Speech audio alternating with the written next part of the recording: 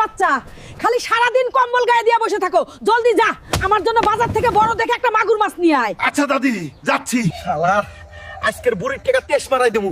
সারাদিন খালি খাই খাই, যাই আজকে কিছু ভাজা পোড়া খাই। অনেক দিন হলো কিছু ভাজা পোড়া খাই না। গরম গরম ভাজা পোড়া, আগে এটা পরে মাগুর। ওই মামা, দোকানের সবচেয়ে বড় চপটা আমাকে দাও, আজকে ভাজা পোড়া খাবো। শালির বেটি বুড়ি যেই টাকা দিছে সেই টাকা দিয়ে তো চেয়ারে বসার বিলই হয় না। এখন কি যে করি?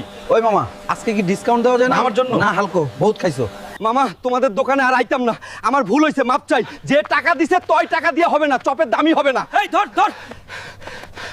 যাক, এবার মতো বেঁচে গেছি, সামনের বার আর এরকম করব না। কি বলো বন্ধুরা, তোমরা লাইক আর সাবস্ক্রাইব করে দাও। আমি যাচ্ছি মাগুর মাছ ধরার জন্য। চলো বাচ্চা।